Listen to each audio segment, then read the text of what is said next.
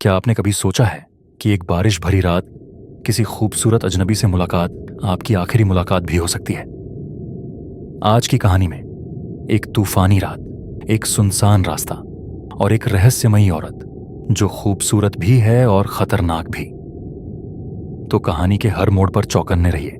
Video को like कीजिए, share कीजिए और अगर आप हिम्मत वाले हैं तो सब्सक्राइब जरूर कीजिए, क्योंकि यह रात सिर्फ एक कहानी नहीं, एक डरावना सच भी हो सकती है। देखिए अंत तक। अगर हिम्मत है तो यह कहानी प्रियदर्शिनी त्रिपाठी द्वारा लिखी गई है। बारिश की रात और एक अनजान महिला, एक छोटी लेकिन दिल दहला देने वाली डरावनी कहानी है। कहानी दो दोस्तों की है जो हमेशा की तरह एक सुनसान रास्ते से रात के समय गुजरते हैं, लेकिन एक तूफानी रात, बारिश के दौरान एक छलायन, रूप बदलने वाली आत्मा खूबसूरत स्त्री का रूप लेकर उनमें से एक को सम्मोहित कर लेती है। जब दूसरा दोस्त उसे उस छलायन की सच्चाई बताने की कोशिश करता है तो वह भयावह रूप में प्रकट होती है और उन दोनों पर हमला कर देती है। रात के 9 बजे होंगे। विनय अपनी दुकान बंद करके घर जाने के लिए निकल रहा था जब अचानक तेज तूफान आने का एहसास हुआ। हवाओं में सूखे पत्ते उड़ रहे थे, मानो रास्ते के वीराने को और गहरा बना रहे हों। कहीं दूर से मिट्टी की सौंधी महक आ रही थी, जो इस बात का संकेत थी कि बारिश बस आने ही वाली है। दुकान के बाहर उसका नौकर राजू खड़ा था। राजू पास के ही गांव से शहर आता था। वैसे तो विनय की दुकान शहर के अंतिम छोर पर थी, लेकिन राजू का गांव यहां से मात्र 5 किलोमीटर ही दूर था। वह रोज अपनी साइकिल से आया जाया करता था, लेकिन आज जैसे ही उसने साइकिल उठाई तो देखा, अरे ये तो पंक्चर है। इतने में विनय ने दुकान में ताला लगा दिया था।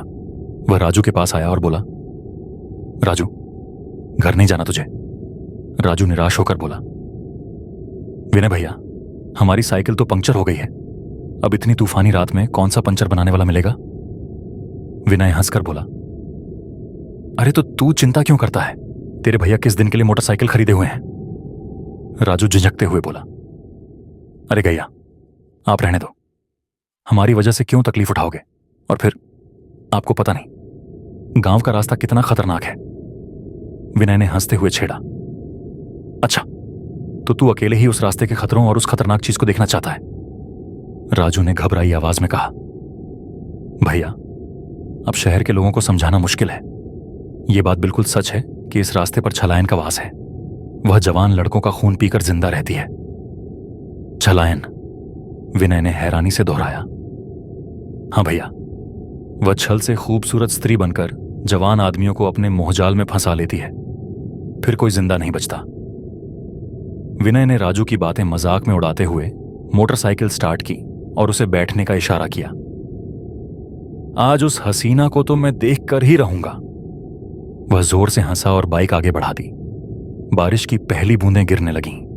कुछ ही मिनटों में बारिश ने घनघोर रूप ले लिया था। तेज हवाएं चल रही थीं।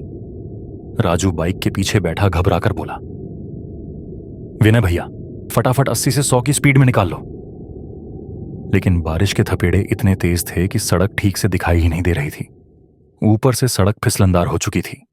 विनय ने कहा, राजू, बारिश बहुत तेज हो रही है, हमें यहीं किसी छांव या पेड़ के नीचे रुकना होगा। राजू तुरंत मना करने लगा, नहीं भैया, बिल्कुल नहीं रोकनी आपको गाड़ी, बस चलते जाइए भगवान के लिए। लेकिन विनय ने 2.5 किलोमीटर चलने के बाद अचानक बाइक रोक दी। सामने एक छायादार टपरी दिख रही थी। वह बोला, उतर राजू, अब हमें यहीं रुकना पड़ेगा। ऐसी तेज बारिश में ड्राइविंग करना मौत को बुलाने जैसा है। राजू भारी मन से उतरा।